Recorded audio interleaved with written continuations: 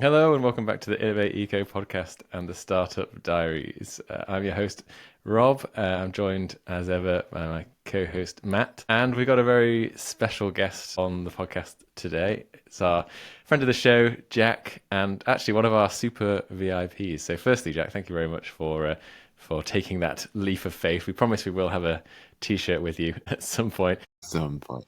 very soon. But the reason we've got Jack on the podcast is that Jack is your job and your background is in video artist and works at a marketing agency. So as well as being a friend of the show, yeah, he's got that background, which is very timely because it's something that we've mentioned on the show before and something that we think is key to the next phase of building our brand No Longer Known, which is to produce some kind of content that we can put out there to draw in more people to follow us on social media, to get into the sign up for the launch. Which on that point, actually, you should mention. I was just telling Matt that we've almost got to the 50 signups now on the launch, which is pretty cool Nice. because we haven't even done that much stuff yet. It's still early days, but yeah, thanks to a couple of kind posts on things like LinkedIn, we've been really overwhelmed by the amount of people that have already signed up. So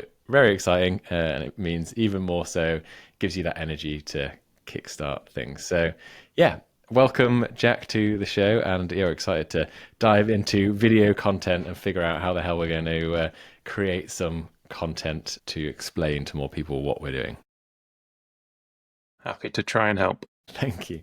So before we start, I mean, Matt, would it be good for me to give Jack even though you should know it now, he's signed up. Maybe he doesn't know the full brand story. Maybe he just, because he's a friend of the show, he just paid anyway. But I think it might be a useful place to start. I think also it's always just me giving you feedback on the elevator pitch. Yeah. So we get a live alternative. Okay. Right. So if we start from there, and then we will go into talking about videos and content. So here we go. I feel like I've peaked, so I'm worried I'm going to go backwards. Right. So No Longer Known, we're attempting to be the first truly nature positive fashion brand clothing company where we are making scarcity impactful and not just about hype. We want to create unique designs, t-shirt designs initially, which will represent an endangered species. The number of those designs that we release are going to be linked to the estimated number of that species left in the wild. And for each of those designs is going to be a collaboration with an artist local to where that species is found. And we're going to donate some money to a cause that's helping to conserve that species or ecosystem. And also a percentage of the profits is going to go to that artist as well. There you go. Yeah, that's very good. I don't think there's anything missed out or anything that could have been much more concise. I've heard a few of the old elevator pitches, which were definitely longer. Yeah, I think episode 1 or 2, I clocked in at over a minute. Yeah, the building's getting smaller and smaller. I think we're about. Yeah, I think that was pretty good. Yeah, I think you also are sounding more assured, which is good. Okay, that's good. That's good. There's nothing like practice to Yeah. get that out. But that's it. Yeah, that's the brand. That's what we're trying to do. For anyone that's listening for the first time, do recommend going back and checking out some of the older episodes to hear a bit more of the story arc. But that is what we're trying to build live on this podcast and elsewhere. So as part of that, have hit a little bit of call it a stumbling block. That might be a bit dramatic, but we think the next phase to get the message out to more people is to tell that elevator pitch story in a visual way, because that's where most people hang out these days on social media. Video is king, particularly if we're looking at honing in on Instagram, maybe even something like TikTok. Sounds scary, but yeah, Instagram I think is going to be one of the key. And for that, getting some kind of really slick video, we think is going to be something we need, right, Matt? Yeah, for sure. I think, well, we can talk about this in this episode, but I think potentially 2 or 3 videos, because I think we're trying to there's different people we want to target and like different things we want to say. I feel like different kind of vibe might resonate with different people more than others. So yeah, it'd be great to hear what Jack has to say about that. Cool. Well, yeah, where should we start? I mean, maybe Jack, do you want to give a little bit of a little intro, a little, what sorts of, yeah, how long have you been working in this stuff? How did you find yourself Yeah, stumbling into it? And yeah, what kind of, what are some of the projects you've worked on where you think you could maybe bring some of that to the table? Yes. I guess originally video editing, animating was just a hobby. So when I was a kid, I'd do a few kind of very basic things starting on Windows Movie Maker, Great software. just whatever free Simple and software I effective. could find. My kind of big break, I suppose, into turning it into a career was there was a competition that my sister alerted me to for an Australian men's a cappella choir group, which called the Spooky Men's Chorale, which I know you're both aware of too. They basically had a music video competition to make a music video for one of their songs. So I thought, yeah, I'll give that a go. Hadn't really done like a full length animated um, video of any kind before, but it's something I was interested in. So I found this free software called Artunix, I think, Hmm. and it was so free. You still had a little watermark in the bottom corner. So when I actually went out, I had to kind of crop into it just to cut the watermark out. Um, yeah, and I entered the competition. My family shared it around, got people to vote for it. Hopefully, people who didn't know me or my family may have voted for it as well, but won the competition. And also, by pure chance, someone who my dad had shared a video with happened to work at this agency. Said, okay, yeah, we can put you in touch. We do some video work. You want to have some work experience? And it went from there. And I've been there for a decade now. Wow. Um, Cool. so what I do at the agency is not all animation. Some of it's animation, but some of it is kind of filming, kind of video shoots, video editing, pre-existing footage, or kind of motion graphic stuff. So it's a real mix, and it is for business to business clients. So as opposed to B2C or business to consumer marketing, which is kind of Hmm. what you see on TV or magazine. So it's kind of adverts. This is companies advertising to other companies to buy stuff. So it's a slightly different process. It's slightly kind of longer process. It's not just sort of the kind of thing you would see an advert and buy on a whim right there. There's lots of stakeholders, decision makers.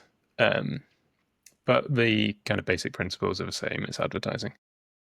you give some examples of products that, Yes, that business to business marketing might. yeah, or what's like your proudest? What was the dog one that you did? That was a funny one. Yeah, the dog one was cool. So we have a few kind of pharmaceutical companies and veterinary pharmaceutical companies in particular. And this one was advertising a product for, um, I can't remember if it was prevention or treatment of something called Cushing's disease, which occurs in dogs. But basically, they had this whole awareness campaign about it because not many people knew about what this thing was. So we came up with an idea that basically involved a police officer interrogating dogs, saying, "Right, we've noticed you doing these things. You've got these symptoms. We think you may have Cushing's syndrome." And so we basically built in our studio in the office, we kind of built a retro police office setting. We got some dogs in, 5 different breeds of dogs, actor dogs from a kind of website. So I think the dogs got paid very handsomely, actually. Yeah, Were I you feel like involved in the cast? Not me personally, but Shame. our agency was. So yeah, I think just choosing dogs that looked like they would be good on camera. Good variety of like tiny ones, big ones. were they good actors? Some of them were better than others. I think the end results were good for all of them, but some of them were. Some of them didn't have to do much. Some of them had a bit more to do. Like one of them had to kind of rob a sandwich from a lunchbox, Nice. and I took a bit of prompting to do that. But generally, they were all right. I've heard animal wrangling is a great business to get into. Very well paid. Well, yeah, I can see that. And I'm presuming that most of the money did go to the owners. So, and they just had to sit there, like occasionally, pet the dog or something. But basically, they were getting however much for a couple of hours work, sitting watching their dog being filmed. Interesting. Slavery, you say? Well, not my words. Look, let's just assume the dog's got a fair share. I don't want to dig into that too much, but yeah, that's interesting. But yeah, An that was interest- a kind of was cool. So it was a real life video shoot with a sort of properly thought out creative idea and a whole campaign behind it. So the website was based on like old police files and things. All the kind of media, social media sort of brochures we put together, all kind of in the same sort of usual suspect style theme. So that was a good example of thinking about the idea, thinking about the videos from an early point of view and having it all come together. Yeah, and useful for something like us to think about because it's quite an obscure. You're trying to tell a story that not many people know about. It's Yeah, not an that's it obvious really. product. Yeah. Some of the things we have to sell are quite dry, to be honest, and it can take some, sort of out of the box thinking to try and find a story there that's more engaging. Yeah, I hadn't thought about like I all of the videos that I was imagining for us were quite like literal and to the point. I hadn't thought about like skit-based advertising to kind of get people's attention. It's one route. I think the story you guys have to tell is probably it's pretty engaging as it is, and it's also B2C marketing, so it's usually a more kind of instant story you're trying to tell. Mm. Yeah, I think it's kind of halfway because we're trying to sell.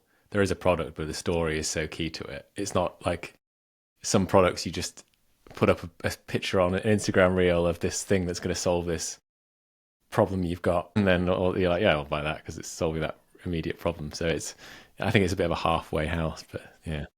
Yeah, well, I think if there's a few ways to approach it, and depending on what message you're trying to put out there with each video. I mean, if you're literally trying to explain the idea, like the elevator pitch in video form, then the brief's kind of already written for you. Just finding a kind of concise way to do that, and like one that looks good. If you're trying to explore the overall story behind critically endangered species or the sustainability element or things like that, which maybe we don't think is getting through as it is, then maybe that would take some more thinking about, right, what's a kind of interesting new way of telling that story? Is there an element you can focus on that hasn't really been told before to the general public, which people might latch onto? If we pretend we're one of your clients now, we come in and we're like, here's the idea. You were saying when we were chatting a bit earlier about how it can vary. Some people come in very much with a fully formed idea in their mind and go, make me this thing. And that can be quite frustrating. And then I guess you get other people at the other end of the spectrum, which might be equally frustrating in some ways, where they go, we have no idea, sell this really obscure thing. And you might not even believe in it as a product, as a company, which must be weird as well. So let's pretend we've kind of come in and we're at that end of more at that end of the spectrum. We've got a few ideas, but yeah, we don't really know where to start. Like, what's the process you go through? Well, yeah, I mean, to be honest, in my agency, there's a whole strategy department which will usually get involved before I do, which kind of sits down with the client, does research into their industry, their marketplace, tries to find out their kind of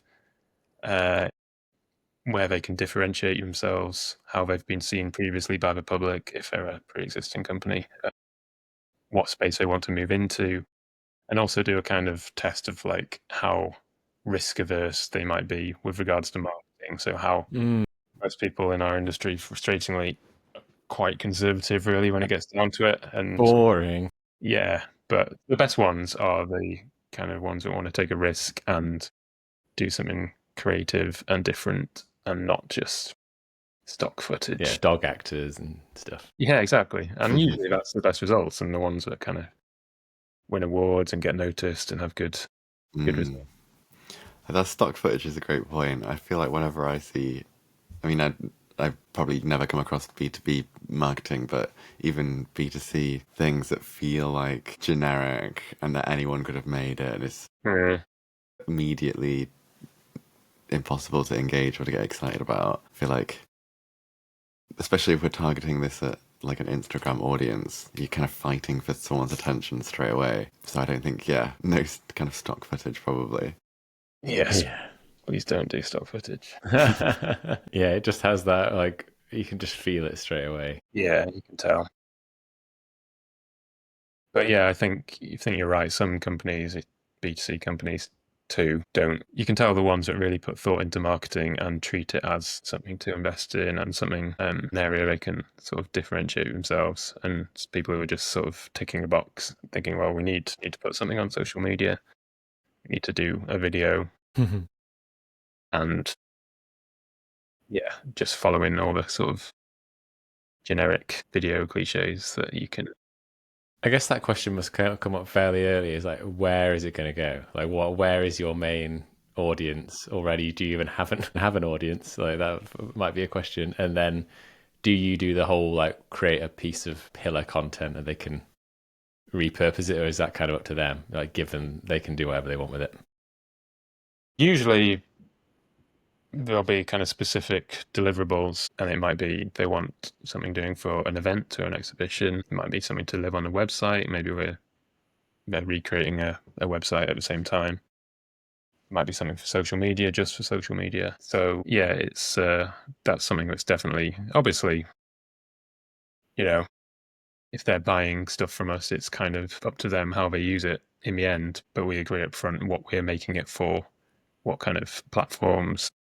Yeah, because like basic stuff like the aspect and stuff, right? Like, that's kind of key. Yeah, exactly. So yeah, from a purely technical point of view, you don't want to start making a landscape video and then find out at the last minute it's going to be in like. Yeah, they've cropped out half the dogs. I do hear of that in briefs though sometimes where it's like it has to work for all formats and then you basically have to make sure all of the interesting stuff happens in the middle, but there's also like stuff. Yeah, well, yeah, what we do a lot is make different versions for different platforms. So we might end up doing a square, a vertical, and a horizontal version, which is fine if we know in advance. Yeah. Yeah, and it's very rare that, like you say, one version can cover all those bases and not have stuff cropped up or have massive gaps around the outside. But with, a few tweaks, you can make versions for each, which hopefully work reasonably well. So, being on a bit of a budget, we would agree that we probably want to make whatever content we have work across as many platforms as possible. I'm imagining something that can go on the website when we're talking like more. I'm thinking more explain a video here, Matt, and then something that can be repurposed or put onto socials, particularly Instagram. I think is a good place to start. That's where my mind's going anyway, Matt. I don't know if that's what you're thinking. Yeah, I think I agree. I mean, I wrote down 4 types of video that I think we need, but not all of these I think need to come from like the professional video making people. So yeah, the main one is like the overall elevator pitch video, like explainer video. I imagine that being quite slick and professional seeming, like to give a sense of legitimacy, like we're a proper business. This isn't just someone in their bedroom who's like made a shit little video because they want to do a side hustle. Like this is actually a proper thing. So like short, snappy, and to the point. I guess in terms of length, maybe like 30 seconds to a minute, just for that kind of Instagram attention grabbing content. Yeah, do you have like a That's kind good, of thoughts on times these days? Is it like shorter and shorter? 3 seconds. That's all anyone has attention span. Well, yeah, I mean, it's a good point. That's one of the first questions I'll ask if a brief comes in. How long is this video intended to be? And yeah, if I get a say in it, how long it should be, usually whatever length they were thinking, make it shorter. Yeah. Yeah, like you say, attention spans, like, I don't know about you two, but if you were directed to a 4-minute video on YouTube about something you were half interested in, would you watch it all? Depends how good it is, of course, once you started. But or if you're scrolling through a feed on social media and it was a really long video, I think 30 seconds to a minute for what you're trying to tell, I think should be the... Yeah. Especially if your target audience is people who have no idea, they've never heard of you before. If it Right. was targeted at people who were already semi-invested, I think you could probably push it a bit more. But Yeah, we're still top of funnel, aren't we? Yeah, that's use that marketing term. so that's the main one. Yeah. And then for the reason why, just before Jack joined the call, I was in the middle of talking to Rob about community saunas. And that's because I saw a very compelling kind of Instagram reel video about a community sauna that this guy was trying to set up. And this is the kind of thing that I think we wouldn't need professional help with, because it was basically like a quite like snappy compilation of short videos with him talking over the background, basically explaining why he thought there was a gap in the market for this thing, and how he like went to a sauna when he was climbing in France or something, and he was like, I can't believe we don't have that in the UK. And it was just basically flipping between quite like nice atmospheric holiday videos of him like climbing and then in like saunas and stuff, and it's just like quite shit like camera phone videos, but People love that now, though. Yeah. yeah, it's like felt compelling and kind of real, I guess. And I feel like we could do one each of like one with you talking about your background of like ecology and your like podcast interviewing these people. And it could be like videos from your podcast and also like videos of you, I don't know, in a forest looking at some trees. We need to go get some B-roll. Yeah. Yeah, exactly. It's basically just what next time we're together, we need to shoot loads of random B-roll, and then I could do a similar thing about design and like my angle on things. And I think we could do that ourselves quite easily, and that alongside like the slick video, I think could be quite good.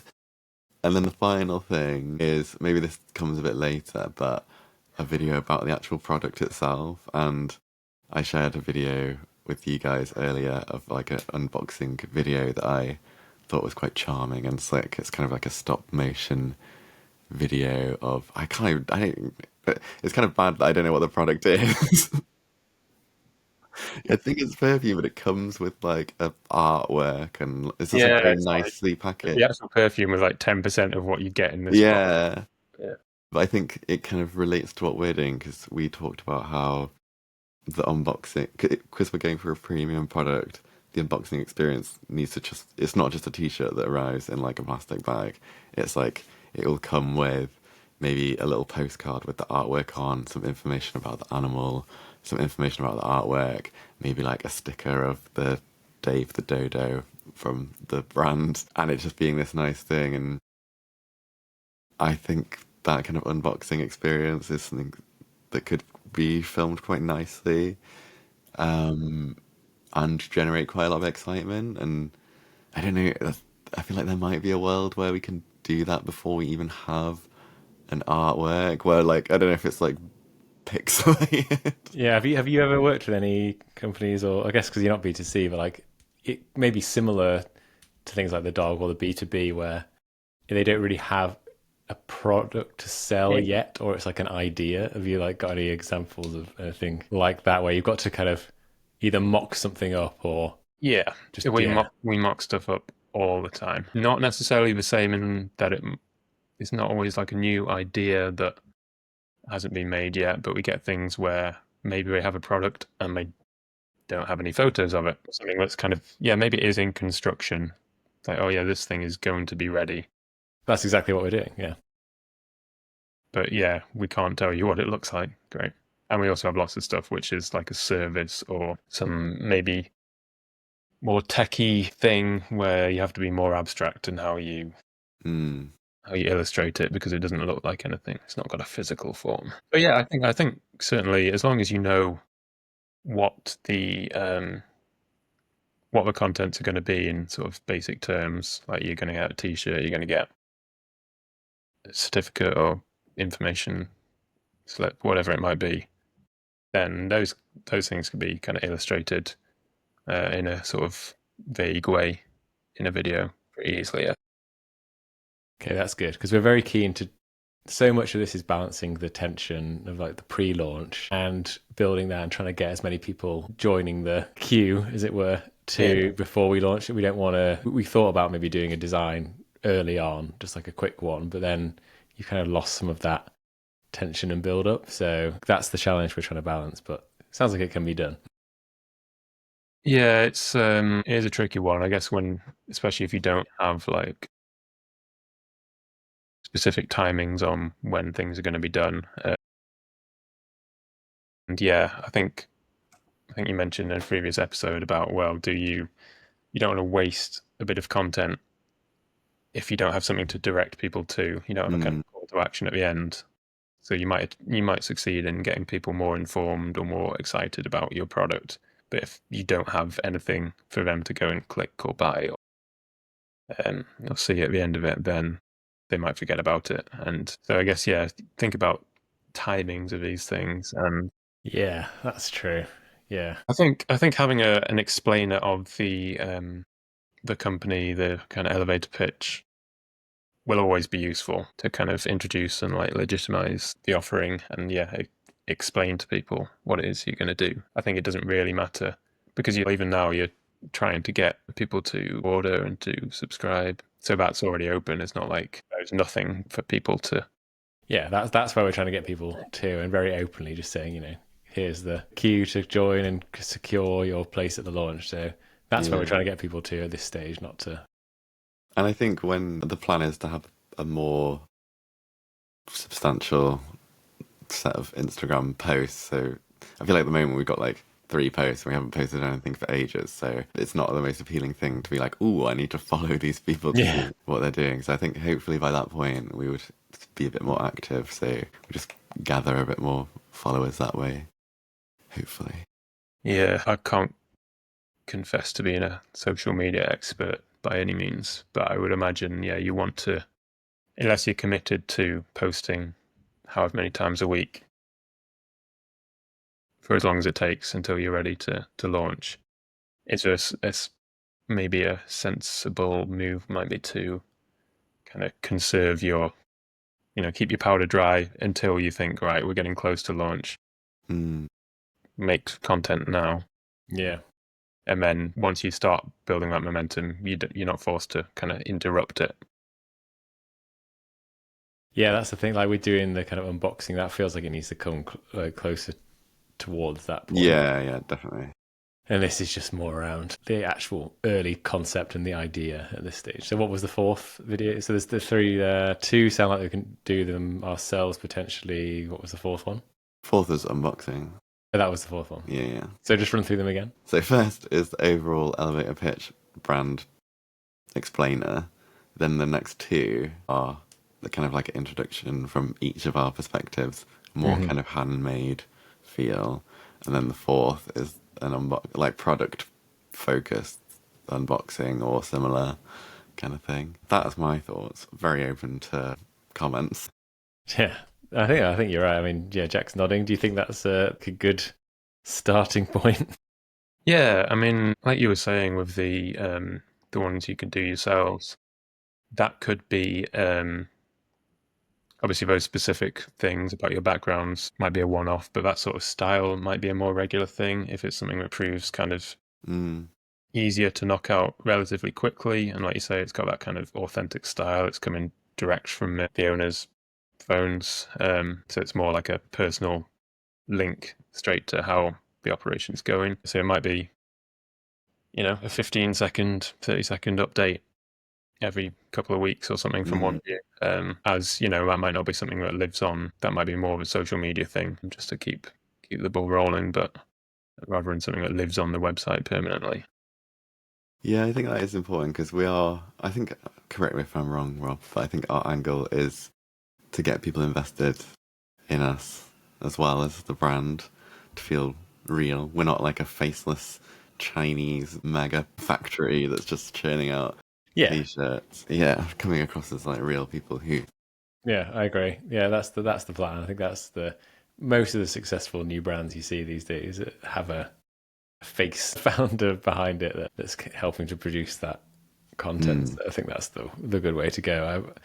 I don't know if I mentioned this on the podcast before. When I had my music blog that I had a few years ago that did quite well, I did like very consciously didn't put my face on it. It was quite like a faceless thing, and yeah, by the time I wanted to branch out and do other content and stuff, it was like starting from scratch because I couldn't just suddenly like take that audience onto YouTube. It was a very transactional like thing. So I think quite keen to not make that mistake again, because if you like build up your personal brand with the actual brand, then it means that you can pivot and do things more easily. So yeah, I think that's key. Yes. So if we focus on the explainer type video, then if there's a key first piece of content where we're going to need some assistance from an expert, again, like if we were workshopping this through, and you have to act as the whole agency here, unfortunately, Jack. Kind of, where do we think we should start with it? Where should we go with it? Does anything from your experience spring to mind that has worked well before, or that might be something we could explore? Also, I should say we're coming to the table with sort of like an asset pack that you can use that includes like a brand and like 2 or 3 logos and like a character, which could be we have Dave the Dodo. I think the first thing that came to mind when you mentioned this was to utilize those, the dodo as a little animated character. They were kind of I can't remember. Do you have a whole kind of typeface made, or is it just for a logo? So it's like a hot topic. Yeah. Okay. Kind of. We have a vibe. We will do. But there's some complications around licensing of fonts. So we're trying to keep everything free. Open source. We had a font we really liked, and once you get into paid fonts, it's a nightmare for like where you can use it, what you can use it on. When you can like look into the small print, they're like, when you start selling like over 10,000, you have to give us a load more money and stuff. Fonts is where the money is. Anyone listening, you want to get into fonts. So we will. We have the kind of general idea that you will have seen of kind of like a bold handwritten title font and like that will be a thing. That is immediately what I was thinking should be leveraged. Video in that style, a kind of sort of marker pen, I'd call it, style strokes. And I think that's really kind of clean and nice, and is a very good starting point for making any sort of video, really. So very good that you've got a package of not completely starting from scratch. That does help.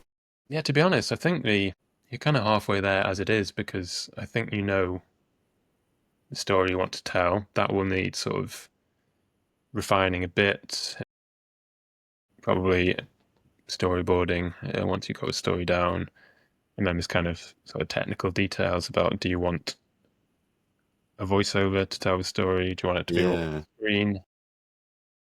I think there are advantages to having it all on screen. If people don't, it's social media saying people don't have the sound on their phones. Yeah, there's definitely a thing of like built-in subtitles that are designed in, so it feels a bit more exciting. It's more like on-screen text rather than captions. But then that kind of forces you to be a bit more economical with how many words you use. Yeah, which maybe not a bad thing. Yeah, it can help keep everything kind of focused. Do you have any thoughts about kind of like a filmed content versus like motion graphics animation, or like would you ever do a mixture of the two, or is that a bit weird? And the other thing just on that point before Jack dives in, like we've gone for the contrast between nature and like all those kind of nature images, photography, filming, and then what we've gone for with the brand being quite pen and paper, black and white. This could be an interesting one to use that, I guess. I guess the key bit of that, which is, since we've decided not to release any artworks for a while, the original concept was all the branding is black and white, monochromatic, and then all the colour comes from the artwork. But without any artwork, it means that everything is monochromatic at the moment, which is potentially a bit dull. So I don't know if there's like a way of zhuzhing My initial reaction to that is I don't think it would necessarily be dull, especially if the videos are quite short. I think it can still be kind of striking visually with the style you've got. And to be honest, it could stand out from Mm. most, I guess most posts are either filmed in full color or they're kind of infographic-y, colored backgrounds, colored type, that sort of thing. So I don't think it's necessarily a bad thing. By all means, it could be an option to introduce a secondary color or secondary color palette. Could be something to look into, but yeah, don't think that's necessarily a problem. Yeah, as far as sort of using film content goes, I guess it's balancing keeping things sort of branded and having the flexibility to show other things. Obviously, we talked about doing the phoned footage of yourselves. That wouldn't be black and white. That wouldn't be kind of drawn. So not everything needs to be sort of so strongly tied to the visual identity. Yeah, But true.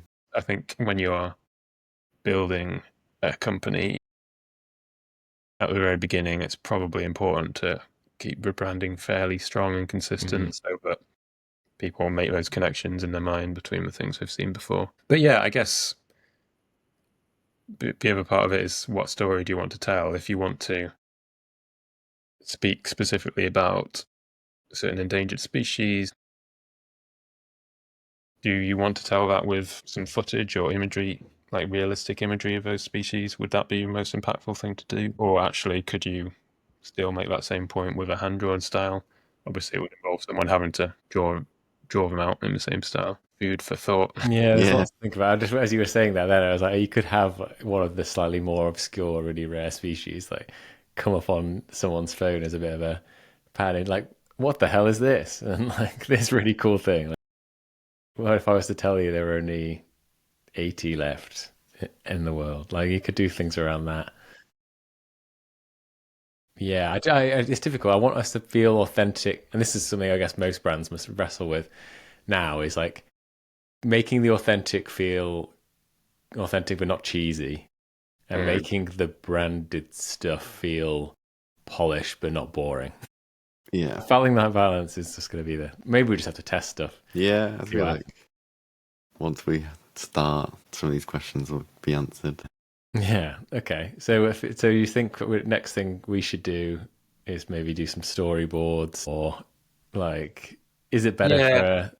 Do you think in your like experience that actually having an independent like yourselves, like a agency or a content creator, storyboard it actually provides a useful different perspective? Because sometimes you can be so in it that you don't necessarily see the wood for the trees.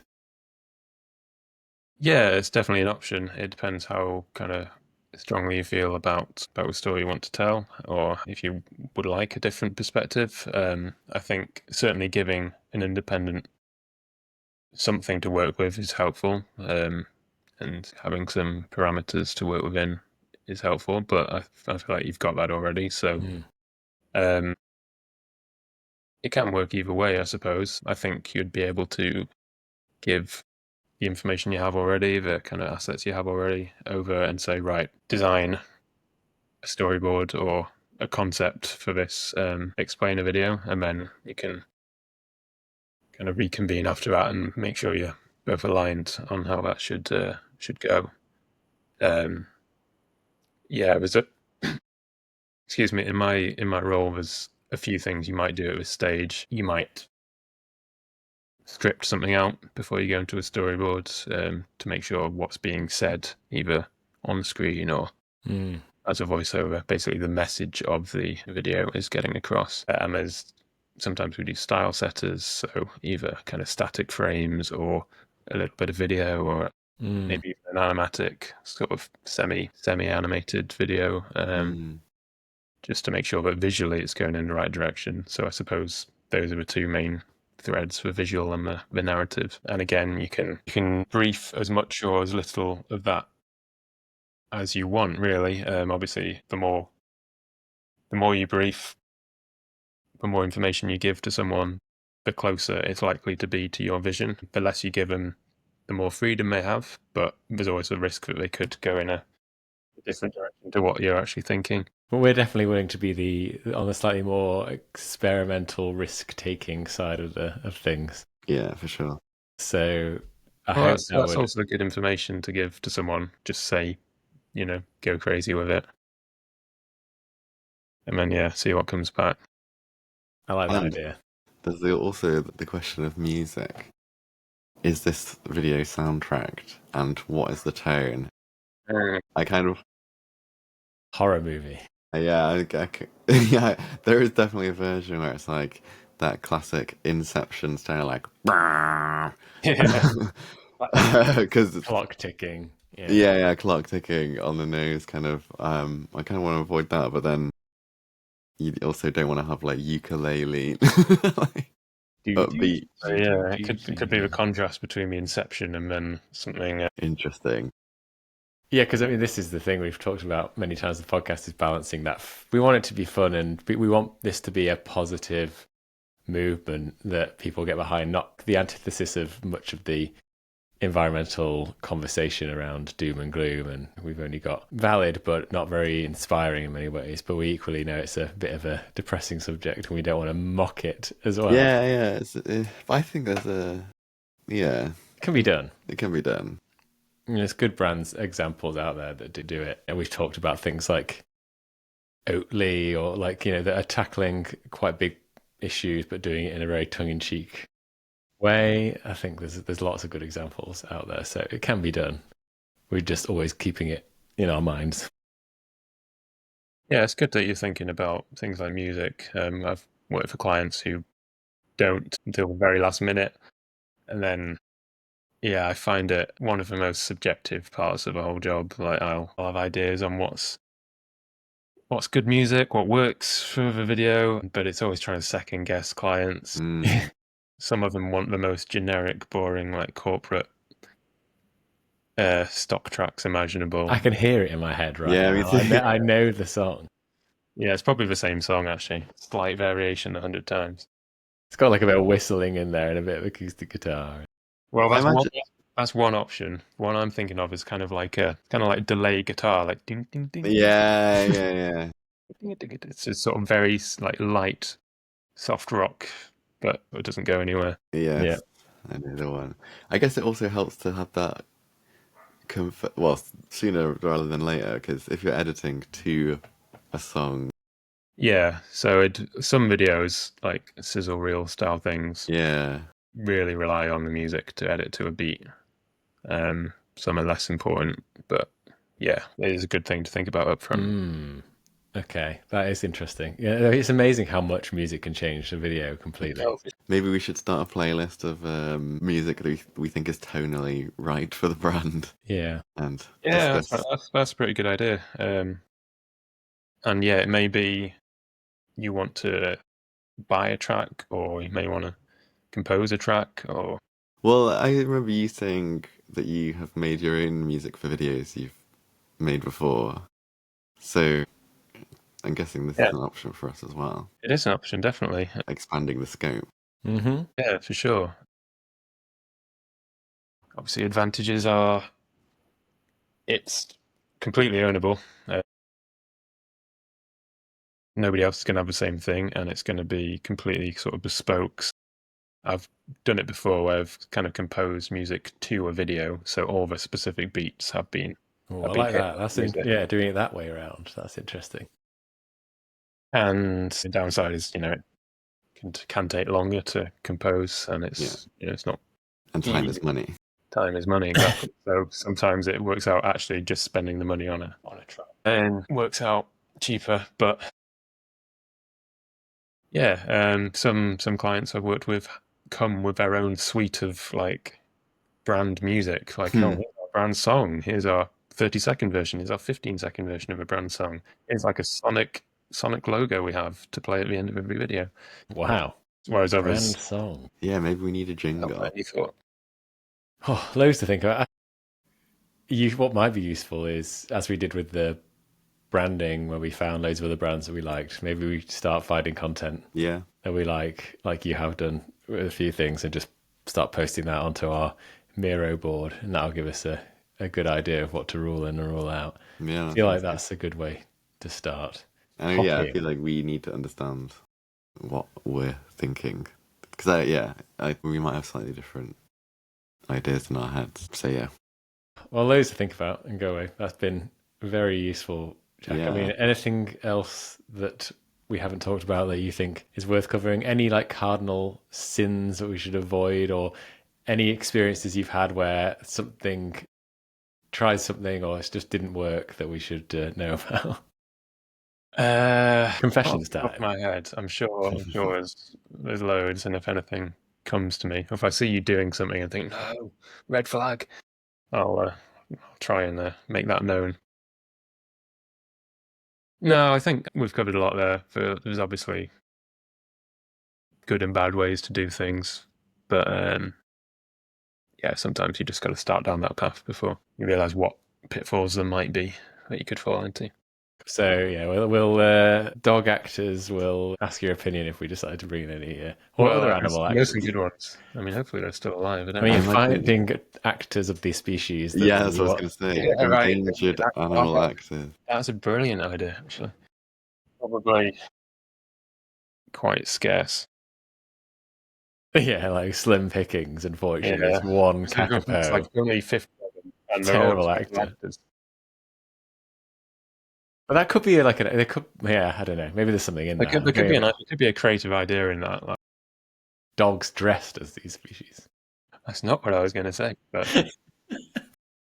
yeah, maybe something in if you wanted to kind of illustrate the idea of the scarcity of a certain species, you could say there's only X number of these, which means statistically, none of them would be they would not have a doctor in their town, or none of them would be any good at football, or I don't know. I love that. Oh man, These my mind is racing now. We could get very creative with this. I feel like there's a kids' film or something about like one of a very rare species trying to find another one to befriend or something. There is, isn't it? Like, yeah, one of the is it Rio or something? The Yeah, yeah, it's about a parrot, isn't it? parrots. Hmm. Okay, lots of food Anyway, for thought. there's fertile territory there if you ever want Yeah, to kind of delve into a more sort of high concept campaign, perhaps. cool. Well, I think we've covered a lot of ground there, Jack. Thanks very much for that. Maybe we'll be employing you if you've gone Yeah. into time. Well, I don't know anyone else. Top of the list at the moment. But before we go, would you be up for taking part in I assume, Matt, you've got a quiz. Would you be up do for have a taking quiz. part in a quiz? Before the quiz, though, I wanted to ask you something relating to one of our previous episodes, which is about AI. Oh, yeah. And what is firstly, what's your personal opinion on kind of generative AI?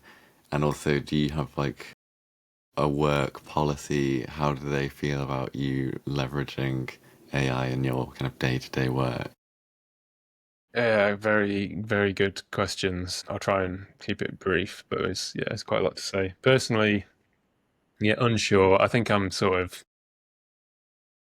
if I'm listening to my gut, I'm kind of feel negatively about it. I feel, yeah, just the fact that we're not far away, if we're not there already, from like whole films being able to be generated with AI. Sort of feels like it cheapens it all a bit. I know in certain places the quality is just not there yet. So there are things being put out with AI which may seem like a great idea, but actually, if you look at them closely, they're a bit rubbish. Yeah, and just for a bit of fun in the video here, I just wanted to see how good a job GPT's Sora could do if I like gave it a prompt about our brand to make a video, and it was hilariously bad. So I'll just let's drop that in here. Amazing. I haven't actually explored that one.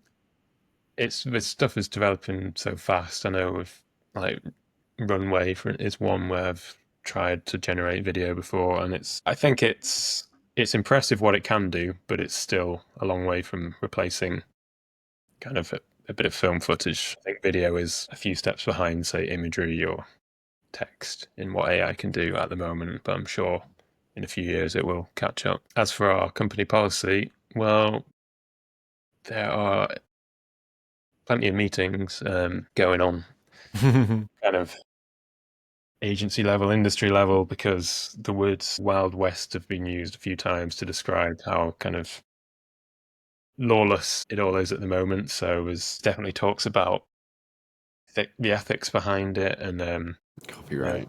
giving fair attribution to when you've used AI. But yeah, we do use it. People do use it, especially for kind of concepting stuff, knocking up a quick visual idea rather than having to design it from scratch. People use Midjourney quite a lot. People use ChatGPT quite a lot. And there's various other AI tools which maybe don't fall under generative AI so much, but for kind of enhancing video, audio, that sort of thing. Creating audio voiceovers is probably the one I use it most for in my job, rather than having to get someone in the office to film it, to record their own voice. Yeah, interesting. We've used that as well at my work, where as like a placeholder before getting a voice actor in, Yeah. to use that to help with editing. I think there was one actually where the voice actor was going to be like a well-known celebrity actor, and there was an AI that had like The a same replication of that person, so they could actually Jesus. get the perfect placeholder. That is interesting when it's so obviously copied. There's a weird parallel that's happening to tie it back to nature. In the nature world at the moment is that there's been this whole thing about pharmaceutical companies and cosmetics companies using plant DNA in their recipes, but without paying like the indigenous people of that country or the country or just the government of the country where it's from.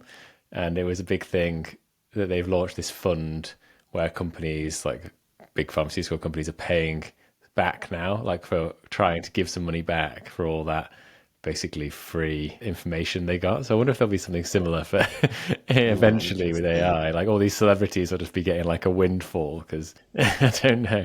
And not the celebrities that I'm as worried about. It's Like, I mean, that's certainly like the kind of intellectual property of artists and things. There's definitely been some what's the word? Some response to that.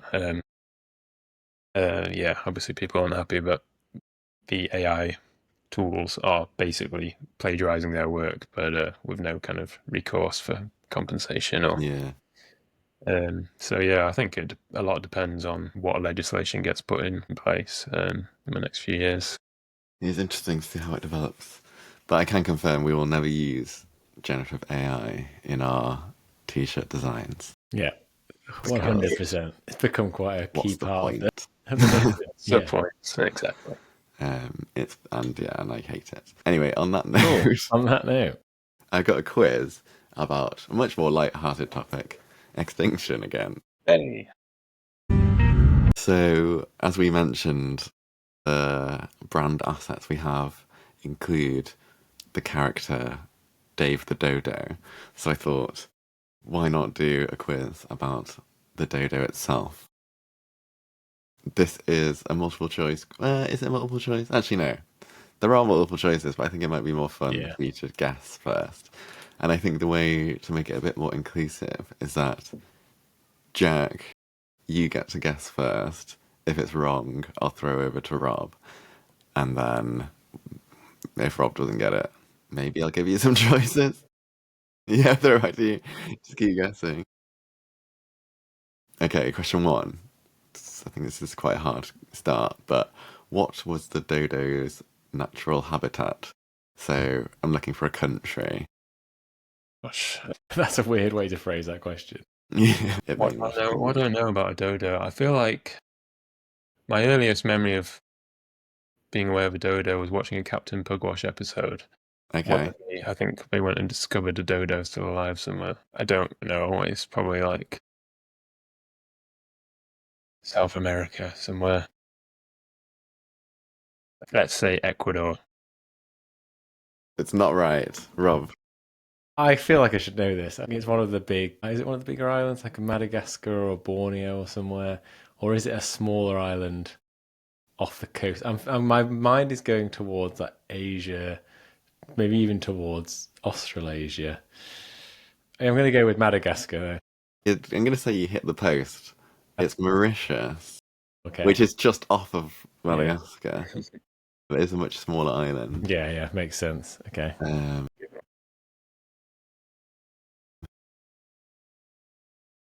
What year? Okay, to the nearest 10 years. Actually, maybe that's too hard. To the nearest 100 years, what year did the dodo go extinct? Oh, that's interesting because I didn't think it was like that long ago. It could be 2000.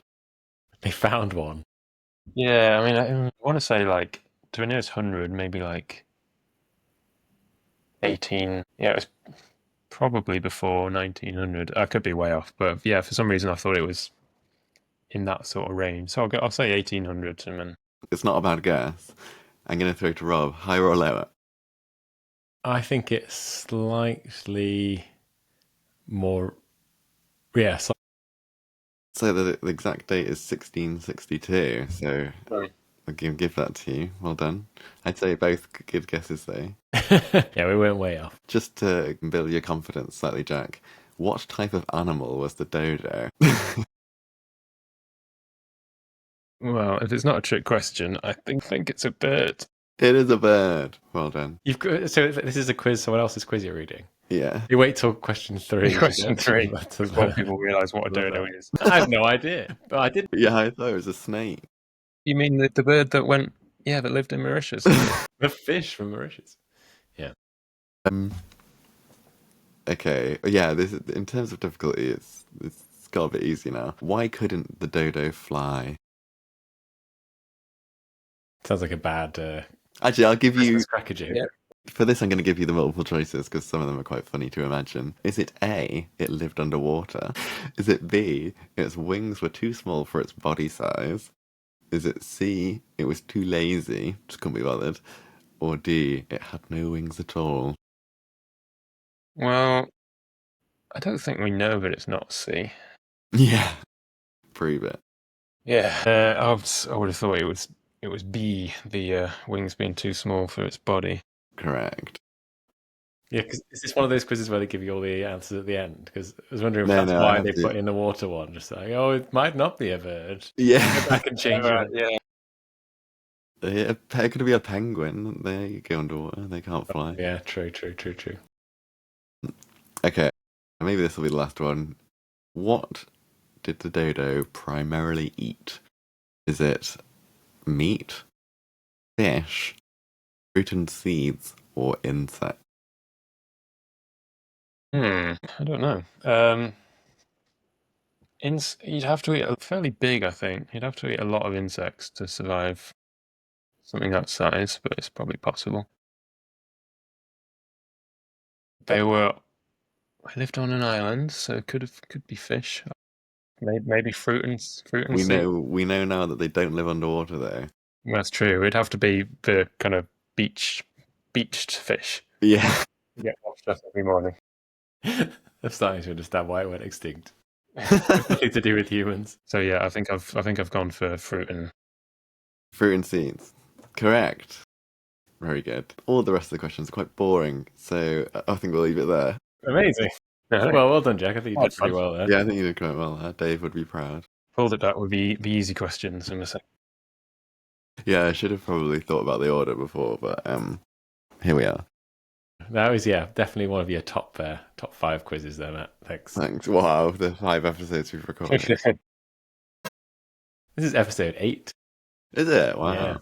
Yeah, we're going through them. We really should get those t-shirts made soon. But yeah, on that note, thanks very much, Jack, for coming along. Thanks for being one of our early believers, super VIPs. As I said, we are working on getting those t-shirts launched as soon as we can. Bit of a way to go, but we're well on our way.